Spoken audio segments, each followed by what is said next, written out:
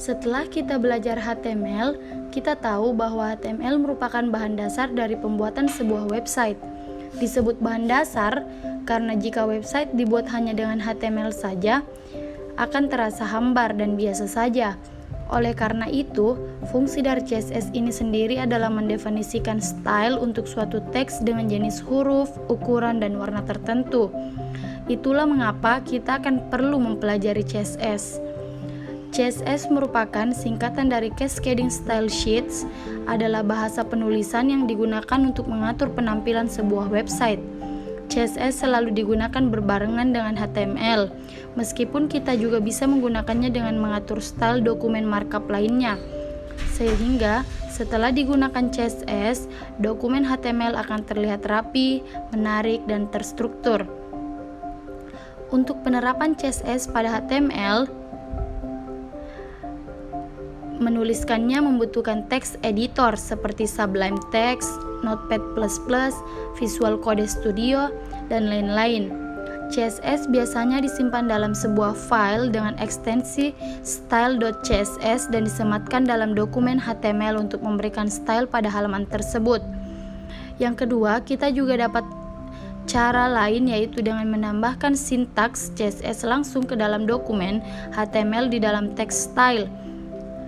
Yang ketiga, kita juga dapat menyematkan sintaks CSS langsung di dalam atribut style pada suatu tag HTML untuk menerapkan style yang hanya digunakan pada tag itu saja. Dalam pembuatan CSS, kita hanya perlu mengetikkan langsung dalam tag HTML sebagai atribut. Contohnya tag body, yaitu untuk badan dari sebuah website, dan tag B untuk memperjelas dan mempertebal sebuah teks. Nah, kita menggunakan text style di dalam tag head. Nah, di dalam text style inilah kita dapat menambahkan font, ukuran, atau jenis teks yang kita inginkan sesuai kemauan kita. Format penulisannya adalah selektor yang dapat diartikan sebagai tag yang digunakan web browser, dan properti yaitu value, efek dari style yang diinginkan untuk selektor. Seperti yang saya sebutkan tadi, cara ketiganya yaitu menyimpan informasi style ke dalam sebuah file dengan ekstensi atau tipe file .css. Itu akan memanggil file CSS dalam HTML dengan tag link yang diletakkan dalam tag head. Nah, selanjutnya yaitu ID selector dan class. ID selector diawali dengan tanda pagar atau octathorpe, sementara class diawali dengan tanda titik.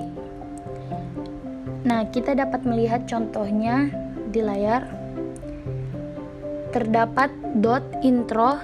Intro adalah kelas. Jadi kelasnya itu kita bisa memanggil secara langsung untuk memudahkan kita memanggil sebuah file yang ada di CSS. Nah, untuk hasil akhirnya kita dapat melihat bahwa di sini akan terlihat lebih rapi.